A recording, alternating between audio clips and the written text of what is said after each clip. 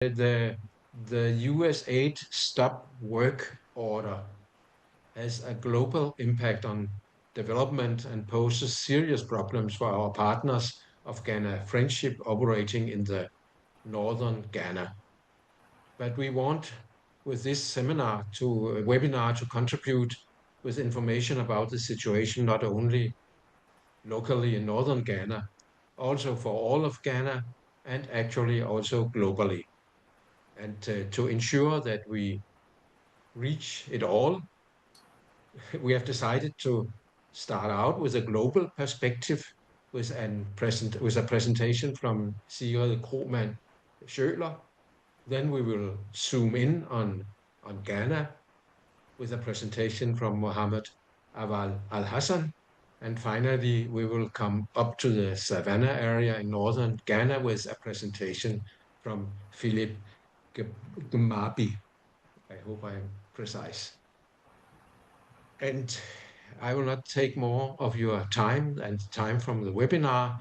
So I will welcome Sigrid Krohmann Schøler from Global Focus, and Sigrid will speak to the global context in the wake of the recent ODA cuts and where this leaves the ecosystem of human rights development and humanitarian actors.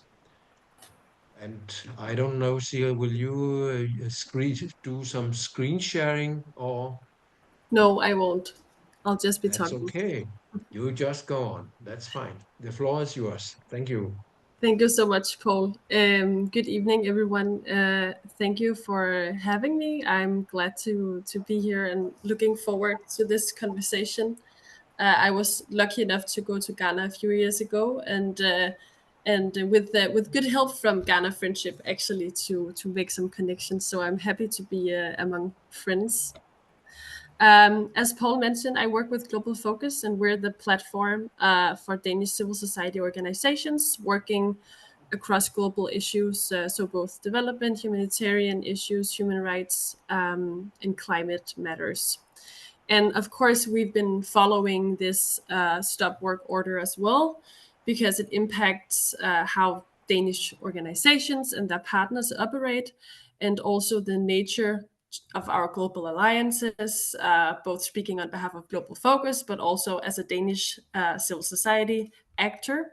And then I think especially we've also been looking into kind of the narratives that this has formed in the ways of how we talk about global cooperation and geopolitical dynamics, which I think has really changed within the last couple of months and after this new scenario that we're in. So I wanted to talk to you about some of the spillover effects from the USAID Stop Work Order in a global context. So, both how it threatens some of the global normative standards, especially within the United Nations, and also how that affects the global trust, both towards the multilateral system, but also between countries. And then where this leaves the role of international NGOs and NGOs based in the global north, which I think is really important to reflect on these days as well. And then lastly, I just wanted to share how some of the tactics that we're using in Global Focus in terms of contributing to this kind of new narrative on development cooperation and the role of civil society, especially since we're not implementing and we're not carrying out programs, but we're really an advocacy actor. So we're really trying to also take some responsibility in terms of placing civil society in the right context. So I'm sure you heard all of the numbers, so I won't go through them all.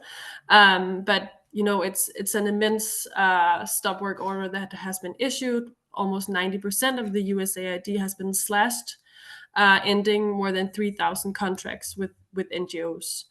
And Civicus, one of the big INGOs, they just did a survey among their members and showed that it was especially organizations working within health and human rights that have been really severely hit. And I think the first couple of weeks, obviously, everyone was so focused on the USAID in itself, but I think it's really important that not just talk about that, because it's basically an unraveling of the entire funding ecosystem. And So it really has this global spillover effect. And I think we also see, Germany, the Netherlands, the UK following suit with really harsh ODA reductions. And so even now, the EU is a top donor, but we also hear from Brussels that they're leaning harder into security-linked development, migration control. So development aid also in countries where they're still using, let's say, 0.7, for example, in Denmark. The conversation about what aid is legitimate to use is really changing. So obviously, the shock with the U.S. was that it was so fast and really, in a very ruthless manner. But I think the trend is systemic, and now ODA is no longer being framed within a global responsibility, global solidarity narrative. It's more like securitization, transactional, and more being seen as a tool of strategic self-interest, even for countries that are still, having funding for development cooperation. So I think we're really seeing a paradigm shift right now, and especially from development to militarization, and that aid is also increasingly redirected towards security cooperation and counterterrorism and border control. So I think we see this like aid nationalism, and that each country is more and more pursuing kind of their own tightly defined interests, with the US being the obvious example. And this also means a shift from aid in looking at aid as a public good to more of a foreign policy, security policy tool. And this is, actually moving away from the UN Charter, from poverty reduction, leaving no one behind. These setups that we have for global development cooperation.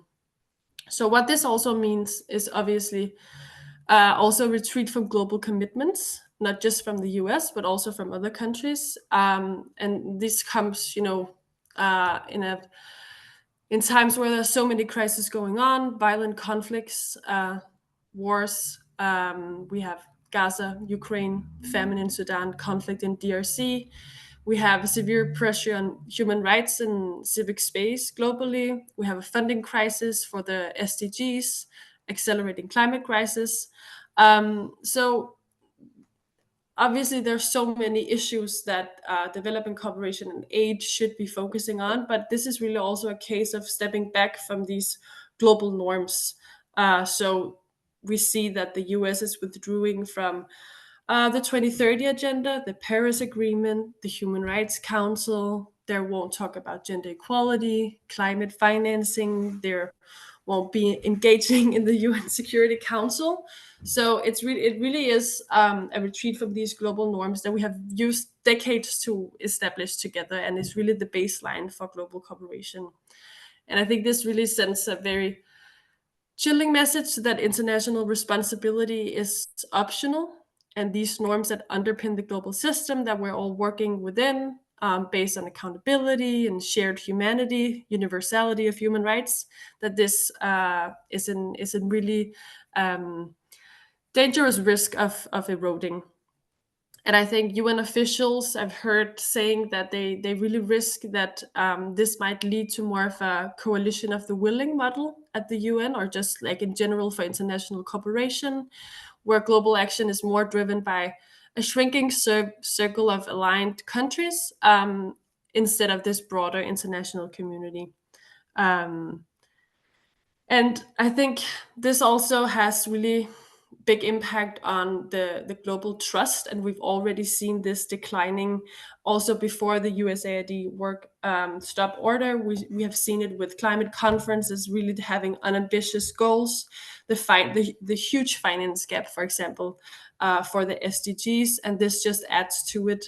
So we see donors withdrawing from, trusted relationships, for example, and walking away so abruptly. I think really shatters the relationships both among countries, but also with local communities. So we see that, and we know that global cooperation really depends on this kind of reliability. So when this is gone and when people are stepping back, you're losing confidence in the partner. And this is really a problem for the equal partnerships, for example, that Denmark wants to engage in and the European Union wants to engage in. So even though USAID is the ones really cutting down on the ODA, this obviously also affects other major donors. Because when you step away from this kind of global cooperation, and when you really cut down on aid, you really risk also the legitimacy, the voice you have internationally, and the voice you have in bilateral cooperation. I think this is really dangerous as well. For example, for small countries like Denmark. I won't talk too much about it, but there's obviously also the case of double standards, because we still see billions in military aid continuing to flow to Ukraine and to Israel. But we still hear the same calls for there's not enough money. We need to redirect funding, and this just begins to sound, not really, maybe a bit hollow in some people's ears. So, in terms of the role of international NGOs, and the many of the alliances that we as a national platform have, and talking to other national platforms, the conversation right now is a lot about um, international NGOs and whether they should absorb the shock from the donors withdrawing without affecting local actors. And I think obviously many INGOs are very deeply dependent on donors like USAID.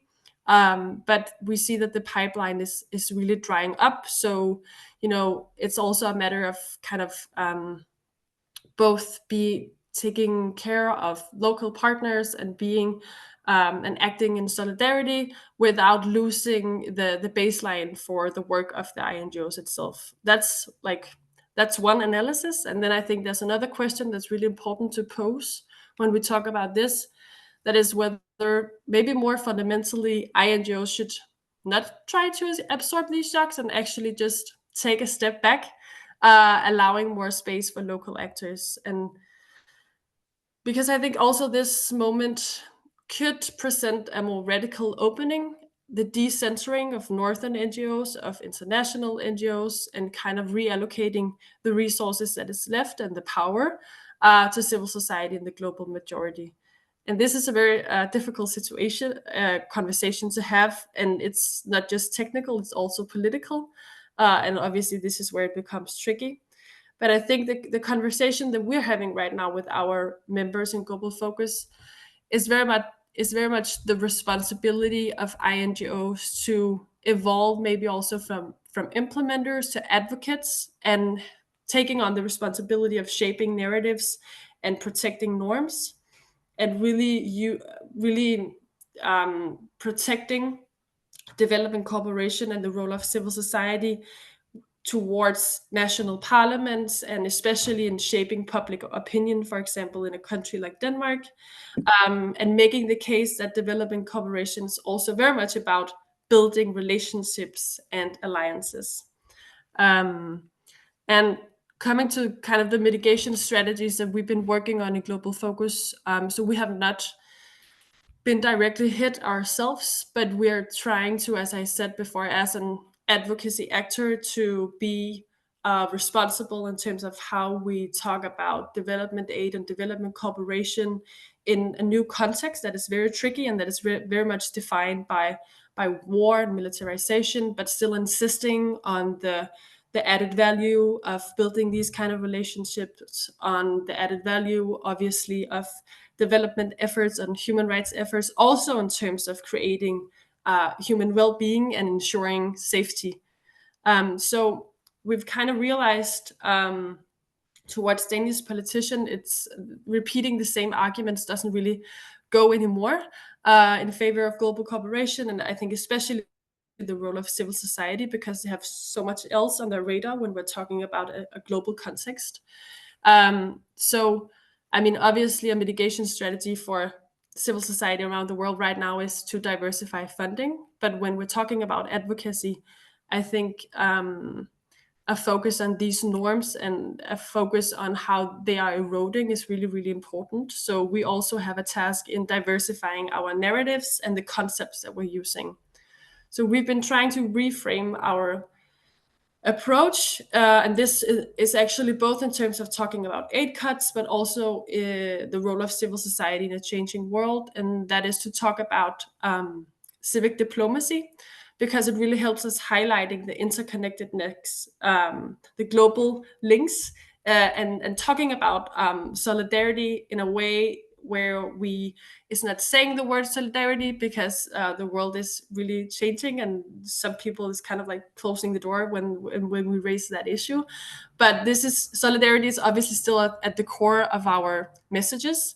So we're trying to kind of reframe it within this civic diplomacy framework. And it's not a new practice doing civic diplomacy, but to us it's a new framing, and we kind of define it as yes, 2 minutes. As what is happening when NGOs and communities and activists are building trust within communities, but also across borders, and sustaining dialogue, for example, in difficult contexts when conflict erupts, and fostering solidarity beyond what the embassies are doing.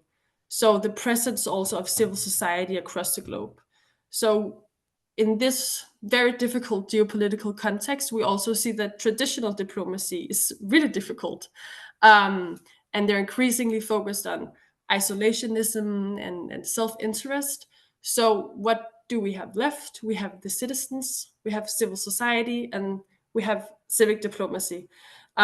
Because it's more slow, it's more sustainable, it's people based, resilient, rooted in local communities, rooted in shared values. And I think this is one of the most important tools that we have against this situation that is obviously extremely difficult. And I think to find good examples, I think you should just think about the work that you're doing yourselves. And also, I think Ghana Friendship is a really good example of this, cross border solidarity, cross border relations. I think it's a prime case, and this is really civic diplomacy in action. And we see that Denmark, they just last week published a new strategy for development cooperation, and they're actually acknowledging the role of civic engagement and the role of civil society. And I think we really need to showcase these kind of examples better, because it also talks to a new kind of audience within it, especially within this Danish decision makers, but I would think it would also go globally as well. We do see also that Denmark is still standing firmly on 0.7% for ODA, but they're also talking a lot about economic diplomacy, private investments, and this doesn't have to be a bad thing, but to us, it's not the core of development cooperation. So we have to continue to highlight what's at the core, which to us obviously is civil society and the partnerships that we have. So just to end, I think it's just important to know that obviously the USAID cuts, it's not just fiscal choices, that it impacts millions of people, but it's really important to have the focus on the normative rupture that it's creating, also just the geopolitical gamble, and for all other states to realize what development cooperation can be, how that can be used also in stabilizing the international system. And then I think also, to be frank, it really is a deep betrayal of trust, and countries like Denmark should also be very aware of that. To change this, I think there's not to be like overly positive, but there is also sometimes opportunities in crisis, and one of them is for us also to be proactive in changing this system that we know can be problematic. So that's a really important task lying ahead of us, especially as a national platform. So thank you for that, and I'm looking forward to hear the other presenters. Time has now come to welcome Mohammed Awal Al Hassan, and you might not all know what it is about when we are talking about NORSAC, the organization here. It has become one of Ghana's leading organizations working in the area of sexuality and reproductive health and rights, gender and inclusion, and economic empowerment and human rights-based social protection. And Mohammed Awal Al-Hassan is the executive director of NORSAC. Hello, good evening. Thank you. Yeah, Okay. good evening. Good evening. Thank you very much. I bring you greetings from Ghana and to say thank you to GV for this opportunity. NORSAC, established in 2002, you are right, has been focused so much on human rights issues, community engagement, especially around sexual and reproductive health. We've been a friend to Denmark. We've worked with GV at different levels, but Axis in Denmark has been our main partner, and they have been instrumental in getting NORSAC to this point. So we owe that credit to the Danish people. Yes, I am happy to share experience with you on how USAID Stop Order work in Ghana and to a larger extent, some developing countries. I will try to be practical, and so permit me if I relate some of the things to my organization to demonstrate how we receive the message, how we process the message, and how we are responding. These are critical things that we need to know. It is good I refresh your minds about what happened on 24th of January when Mr. Trump took over as president of United States of America. List of about 42 issues came up. And so there was the thinking that he was actually against some specific items. For example, he said there should be nothing like DEI and all that. That was, let's pause, the language was quite, let's pause implementation on USAID intervention. Then what followed afterwards, stop work order came. To see wherever you have reached, stop work. And that also happened. It wasn't surprising, few days later, we had an executive directive reviewing some about 40 federal government programs. And somewhere 18 February, we had what we call a radical transparency about wasteful spending, which sort of accused development program of misaligned priorities, and there was a call for redirection of American taxpayers' funds. And it moved further until the final message of termination of all contracts came. The termination message communicated to organizations that it wasn't more of stop order, but it was a decision to cancel, to terminate, to say no to development initiatives. Almost 98% of projects in Ghana fell within this category. So almost all USAID activities canceled. Now they move to another level, what they call asset disposition. Should we hand over equipment? Should we hand over assets procured by some of these projects to the CSO organizations? But working on it for some number of months, they eventually took a decision to allow some organizations to take over the equipment procured to implement this project. And that is where, if you're looking at the journey, the trajectory, that is where we are at this point. NORSAC, for instance, have received vehicles that were procured in our project implementation. But what has been communicated clearly to the organization is that these projects have been terminated. Now, the USAID was just not, it was not just a passive donor. In fact, USAID was committing close to 150 to 190 million annually to Ghana. And globally, it was in billions. CRS report and then Imani gave this kind of diagram that close to 16.8 billion was for governance global, humanitarian next being 10.5. So globally, this was the picture. But let's focus on Ghana. We have almost 150 to 190 million to support some critical areas. Some of the areas that we witnessed some kind of impact was job creation. Thousands employed directly and indirectly. We had community empowerment component that improved access to services in education, wash, health, among others. Now, let's look at this. Some of the projects in Ghana focus on accountability. For example, we had SAGES, and I think GV should be close to this because School for Life was part of this. 60 million, close to 60 million.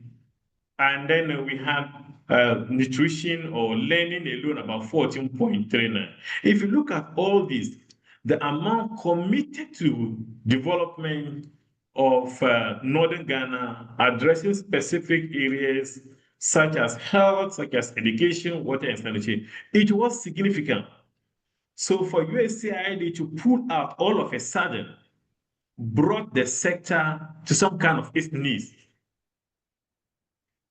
So you will find so many activities, development activities, economic activities, all slow down in the country, especially the northern part of the country.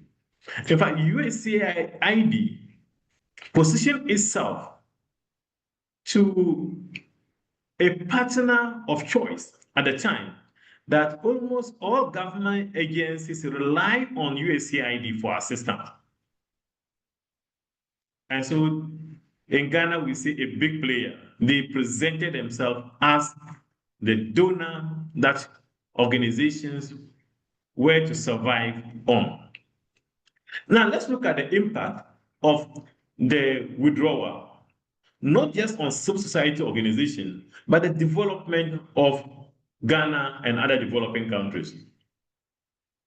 In fact, there was some kind of immediate suspension of health, education, water, and governance programs in the country.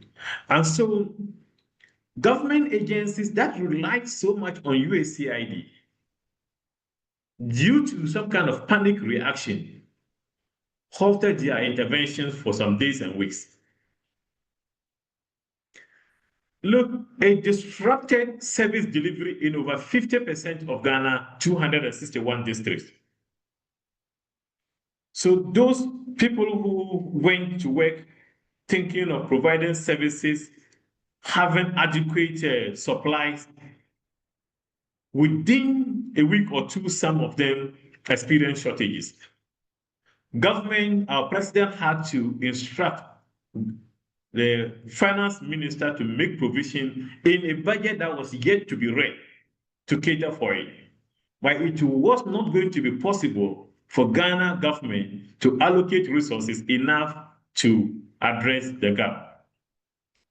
Now, there was so much talk about localization that it was time for us to prepare majority world organizations so they would be able to access funds directly and also have some level of independence. And so the issue of localization, that allowing southern organizations to take leadership in program design, implementation, and evaluation. USAID came into it strongly, opened up some calls. In fact, a classical example was the one ambitious program we call Ghana Youth Activity. That program was targeting Ghanaian organizations as part of localization agenda. So one youth-led organization in Ghana got it. So it was going to be a major turning point that Ghanaian organizations were prepared system-wise and in terms of overall capacity to manage resources of certain level to the benefit of the Ghanaian society. All these have been affected. And what is even interesting is that other countries like UK, Canada, even the Dutch government, who joined talking about localization, that subject, the discussion of localization, is beginning to fade at the moment. And we have that responsibility to reposition ourselves and get back to the conversation on localization. Of course, I talked about job losses and economic fallout, major thing that we have to still look at. Then thousands of direct and indirect job losses in the NGO sector. I take NOSAC as an example here. We had USAID supporting close to 70% of our budget. So when we prepared our budget for 2025, and this whole thing happened, we lost about 70% of our annual budget. There was panic in the organization. Critical decisions had to be taken. Staff had to be laid off. We had to do thematic cutback. We had to do geographically cutback to be able to survive as an organization. So more than 2/3 of our organization income had vanished within a short period. And we had to survive on less than 1/3 of our initial budget. And that is how devastating it was. And so it was understandable that it created panic situation.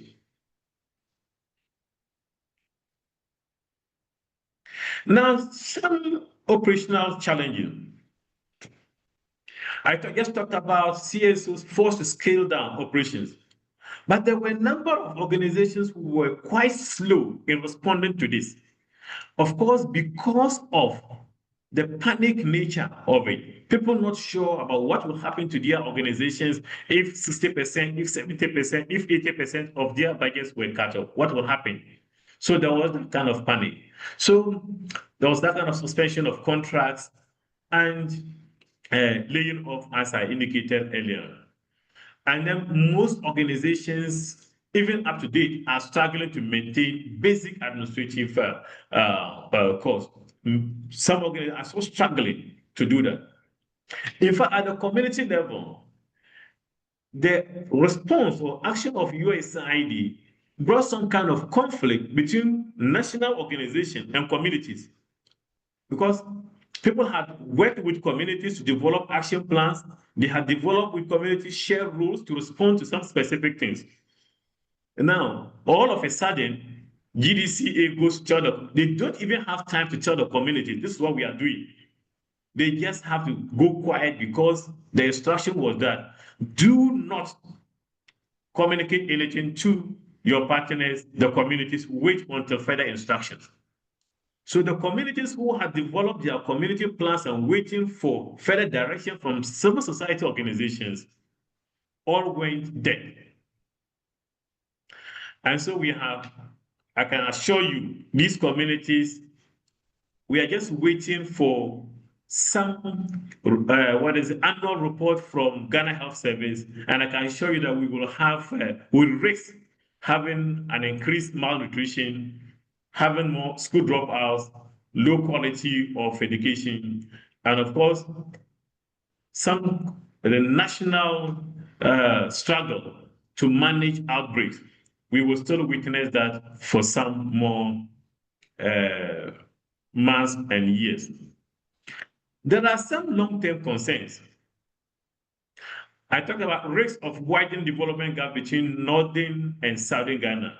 USAID had done some assessment and realized that in Ghana, the northern part is less developed, more affected, less resources. And so the focus was to contribute to creating a balance and helping the northern sector develop. The action is certainly going to widen the gap. We are not going to have it as it was. Interestingly, and something that should concern all of us more, There are some other countries who are following the footsteps of USAID and say we are cutting development support by 60%, by 40%. Some are even calling for complete stop of funding to development or to certain organizations. And so many citizens, especially in global north, are buying into this agenda. And I'm just wondering how we can create global balance with this kind of call. We're also talking about another concern that I would like to raise here is actually the need for civil society organizations to work towards more of resilient and diversified funding stream. We have to accept the reality and look at locally, how do we also mobilize resources and get our government to commit some resources to development work? That is not an immediate, result. It will take some time, but then the challenges that we have will not wait for us. The challenges will continue to be with us. So there's a need for us to have a balance and have a structured way of transitioning resource mobilization, utilization, accountability to certain organizations and their government. Now, I just want to see, I want us to appreciate how civil society organizations responded in Ghana, especially in Northside. And for you to also appreciate that where we see resources and money come from, there's so much respect for that authority, and that certain organizations must maintain certain level of silence. When the USAID Stop Work Order came, almost all Ghanaian organizations were so terrified and were afraid to speak out. Nobody wanted to convene a meeting to discuss the issue. But NOSAC, for instance, we said no.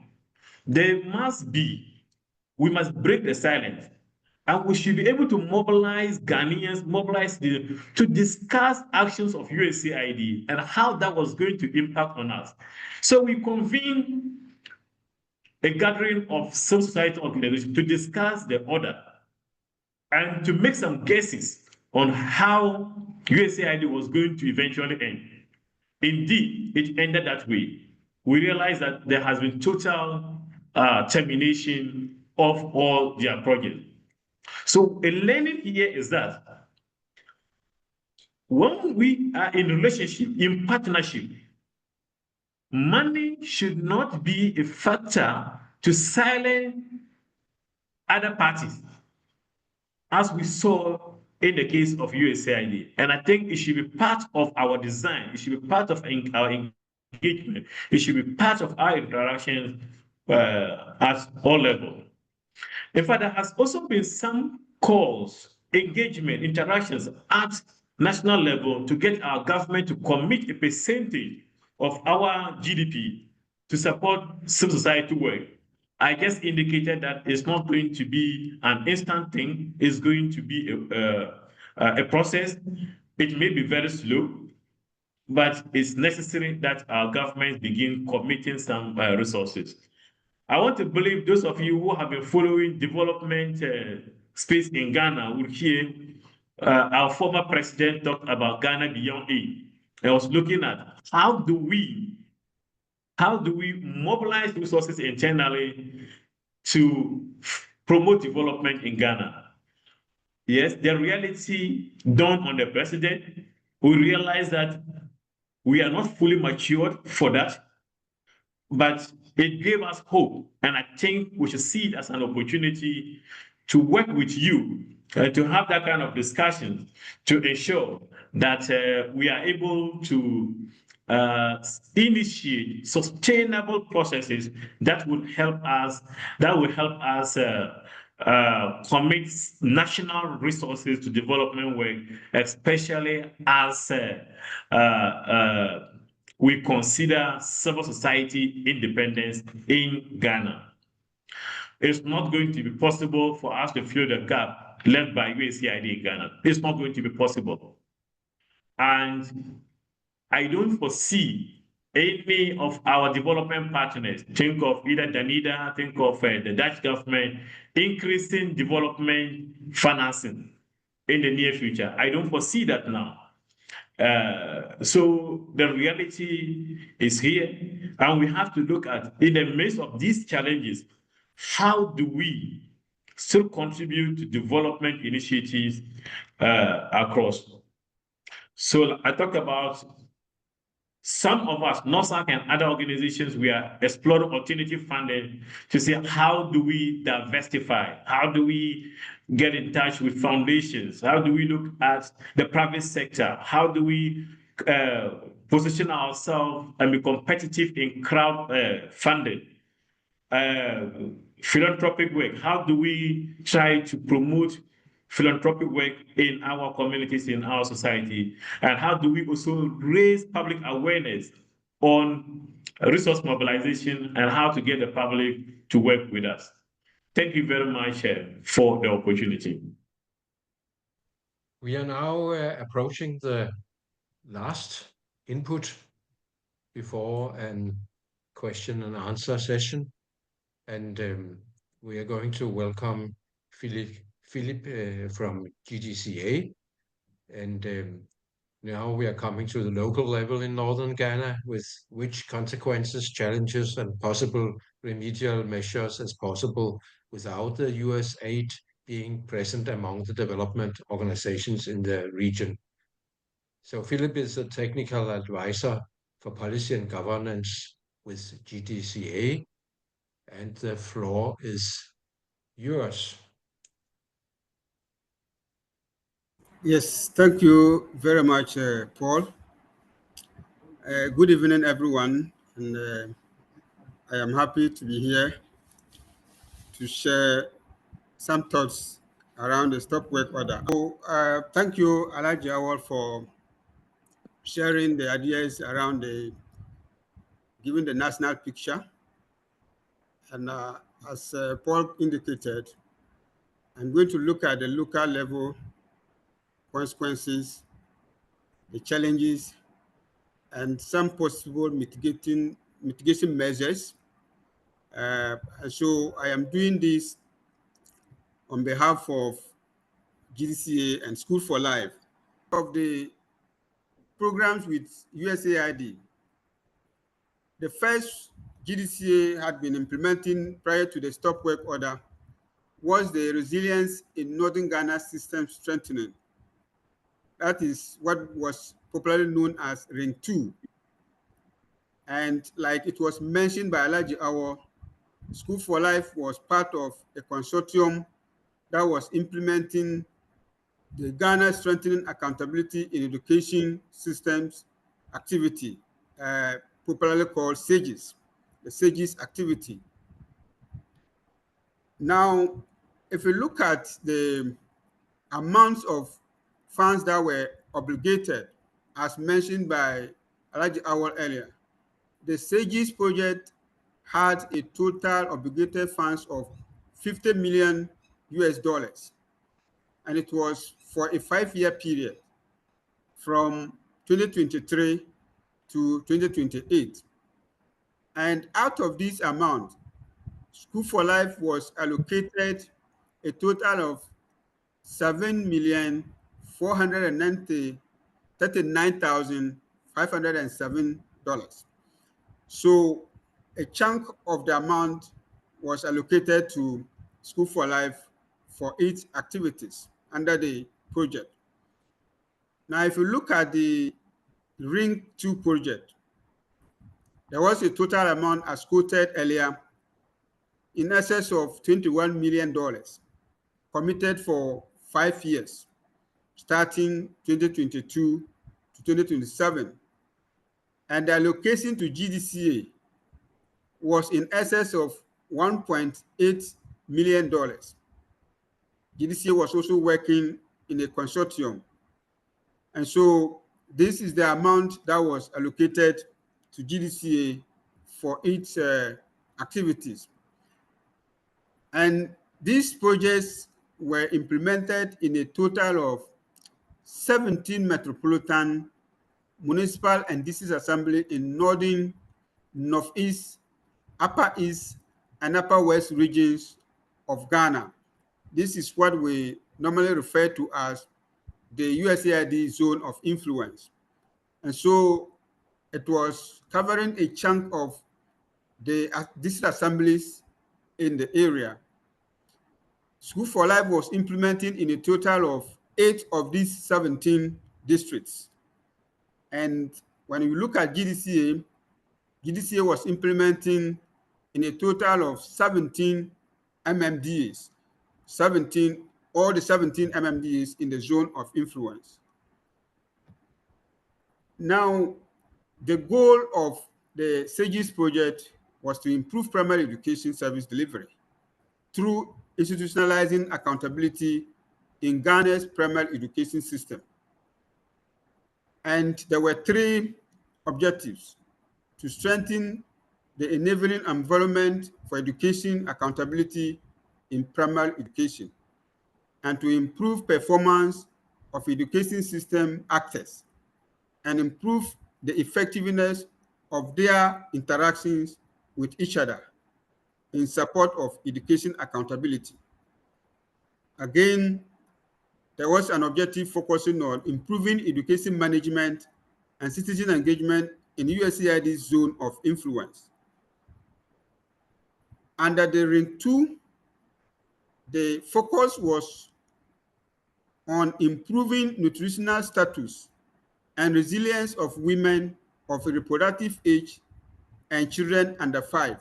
So it was kind of a health project as compared to the education one under SAGES.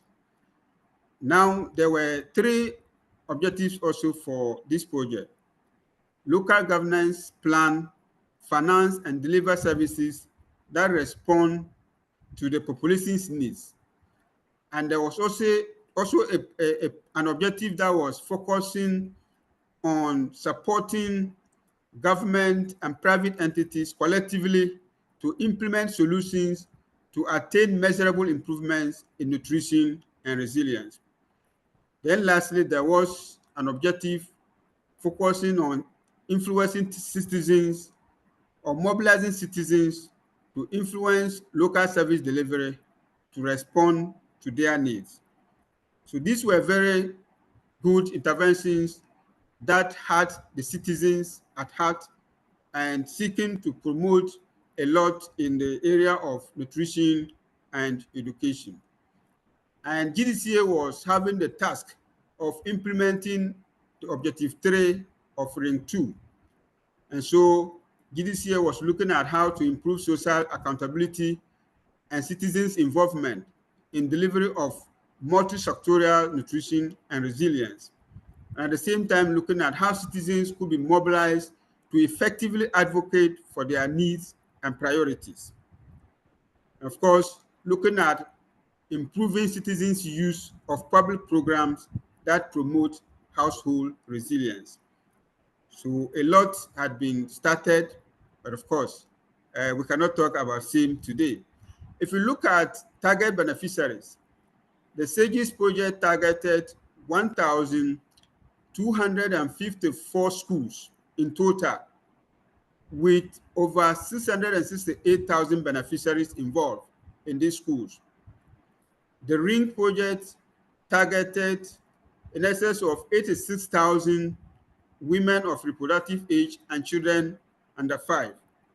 And School for Life actually worked with 691 of these target schools. So out of the 68,000, School for Life worked in 691 of these target schools. So now I want to talk about the impacts of this stop work order. We are looking at the impacts first at the organizational level. So in terms of GDCA and School for Life, and of course, similarly, other organizations that were involved in delivering USAID interventions, we are looking at loss of funding risks. So the closure led to a significant reduction for Life funding portfolio, just like it was indicated in the case of NOSAC. And projections have been affected, and organizational growth and plans have also been. We are also looking at reduced visibility for organizations. And consider the number of districts School for Life was working in. You can see that the activity will have invariably enhanced School for Life existing visibility and reputation within the development space. But of course, the organization has lost the opportunity of leveraging the reputable USAID brand through collaborations and co-creation, which would have brought a top-notch individuals and institutions both within Ghana and internationally to interact with School for Life. We can say that all this has been lost. Then we are looking at loss on gains. And this will have to do with the beneficiary level. So if we look at these activities, they were geared towards strengthening educational systems at the national and district levels. And of course, the 1,254 schools have been truncated with all the benefits. And the average stop of work is rolling back the gains that were being made as a result of this project. Then we're also talking about lots of jobs that was mentioned by Alaji from NOSAC. This is, if you look at GDCA or in School for Life, about 34 staff have lost their work. Individual staff have lost their work as a result. And in 20, we have up to, in GDCA, we have up to 20 staff who were working directly on these projects and have been laid off.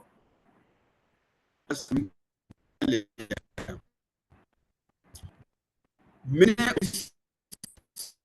staff are currently unemployed and unable to ends meet. So livelihoods more or less truncated or threatened, and are not prepared. Now, if we look at again the impacts at the beneficiary level, we are seeing increasing issues of malnutrition cases in the zone of influence or within the zone of influence. And you can also talk about cases of anemia in pregnancy, which the Ring 2 project was seeking to address due to some research that was done with by USAID, and these issues were pronounced in the zone of influence. Again, there are unacceptable levels of stunting and wasting and underweight cases. All these were to be dealt with, but of course, with the stop work order, this is not possible. We are seeing significant concerns in Ghana, generally, which was talked about, with up to 14% of children under 5 years being underweight. And these figures are from the Ghana Nutrition Surveillance Survey, which was done in 2023. Now, this is leading to various health issues, including stunting, as mentioned earlier, which is prevalent across the entire country, ranging from 14% in the south to as high as 38% in the northern part of the country. Now, what measures can we put in place to mitigate this challenge?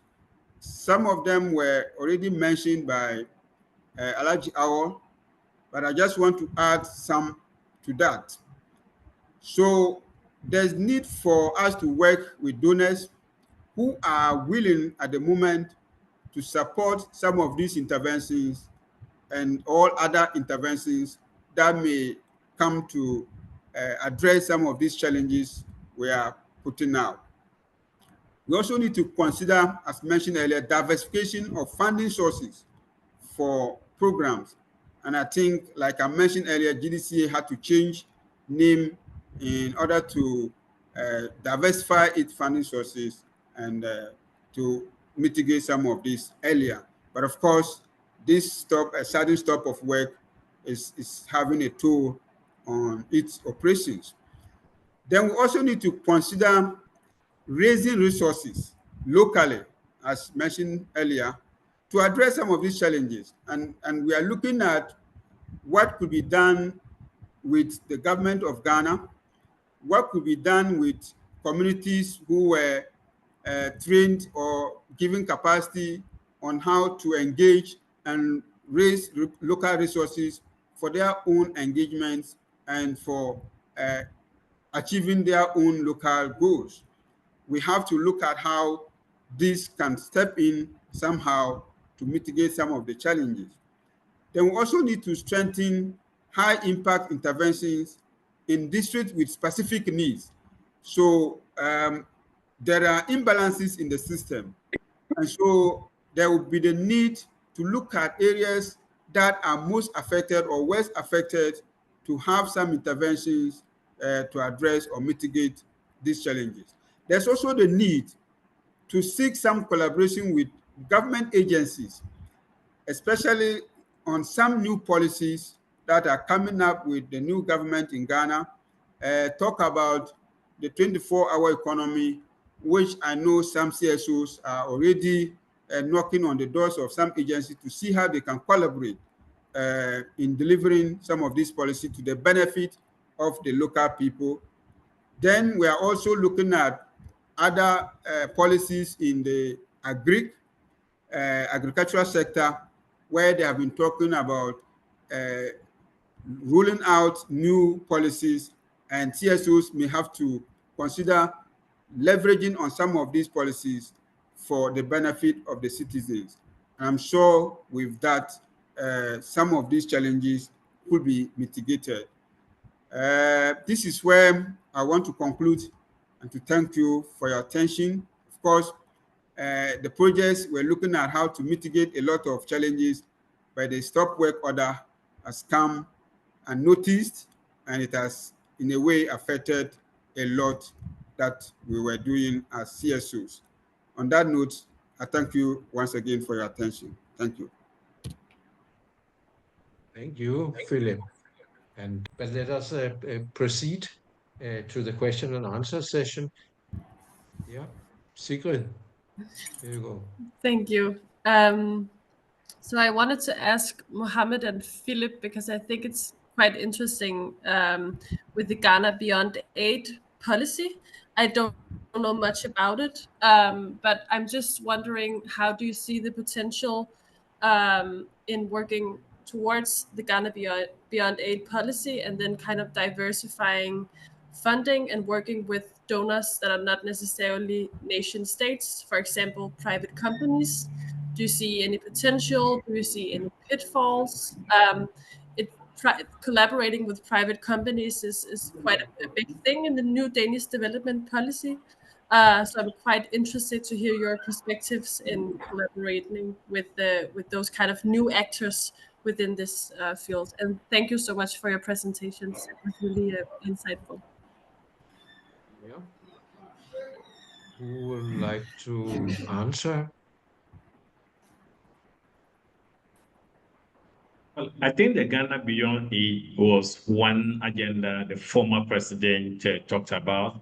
It became a talk of the development space. Unfortunately, commitment to it was lacking. It wasn't thought through. There was no comprehensive policy on it. But what we said, it was positive that at least the president thought about a Ghana at some point beyond aid. That is positive. But as to when, as to what kind of measures can we put in place to leapfrog out of this poverty kind of situation? Or, I mean, unfortunately, we've not had the dividends of the Ghana Beyond Aid. All that we've seen connected to aid for me is not that encouraging. And of course, in terms of diversifying our funding sources, you'll find you find credible organizations, you find organizations who are responding well. looking at which foundations can we look at, can we approach, can we discuss things with locally and internationally? Which private sectors can we get into their corporate social responsibilities and influence them to rethink how corporate social responsibilities are implemented in Ghana? Now, so there have been discussions around that, and also engaging government to see national level funding for civil society organization, also one of the things that are being discussed. And then you also find some organizations now registering to be part of some global funding networks, like funds4ngos.org. You find some even like Civicals and all that. And of course, another area that people are diversifying, but it's not well or being talked about, has to do with building some kind of partnership with organizations and using that partnership to now raise funds. So that is also one area that is being discussed. Thank you. Yeah. We want to contribute something to this, Philip? Well, in terms of the Ghana Beyond Aid, I think that is well explained by Alhaji Awo. We are hoping that this new government will see some benefits and take it forward. Of course, it is not, as he said, the policy of the current government, but it was so touted and appreciated by the CSO environment as a way to be able to win Ghana, not to say we will not receive it, but at least to give some opportunity to local CSOs in Ghana to have local resources to be able to implement their interventions. But of course, we will not say this was well implemented as expected, and we are hoping that this new government will continue the policy. Yeah.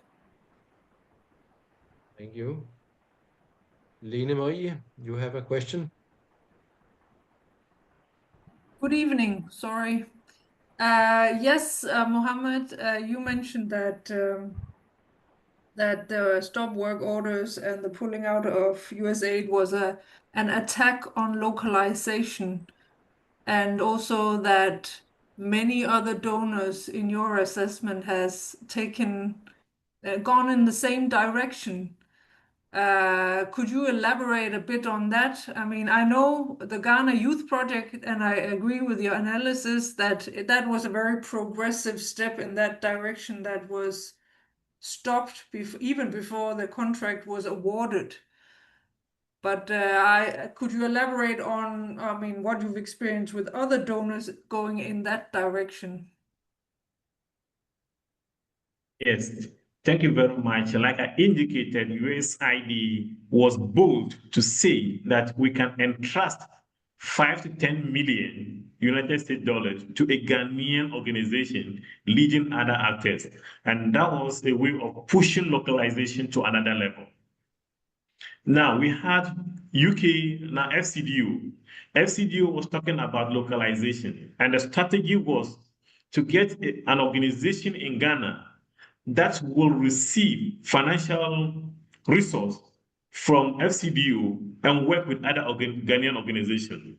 So devoting about 10 million, I think, pounds globally for, I think, Uganda, Ghana, and one other country on shifting the power list was a bold step. That has since been cut back. So even though there's still discussions on localization, the amount of investment initially pushed there is cut back. Now we had other organizations in Ghana.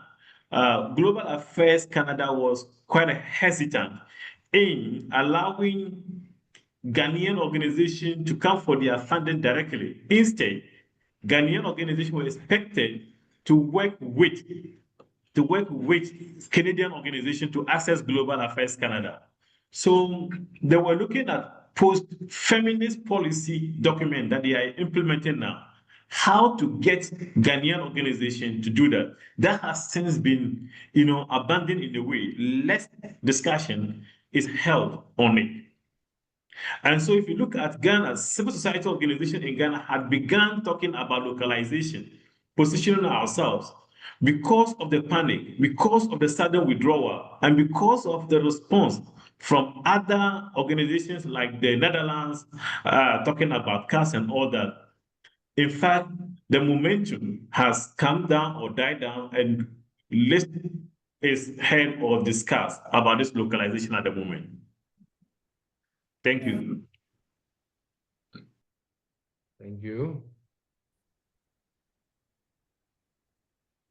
I think for sure that the introductions and the follow-up here has somehow induced a lot of, I would say, worrying aspects at some of us who are not so close to the development in Ghana and other countries. We are sitting a little bit, should I say, a little bit shaked to listen to what we hear, and I think we have to go back also to talk about it further. I think this has been a brilliant introduction to and complicated but also alarming scenery where things are going to be in a new way. It is not as it's used to be. It's definitely going to be different in some way, and we need to have an appropriate response on that from our sector. I think I will say thank you for all of you, for the three who gave their introductions to us, and to those who participated and put up questions.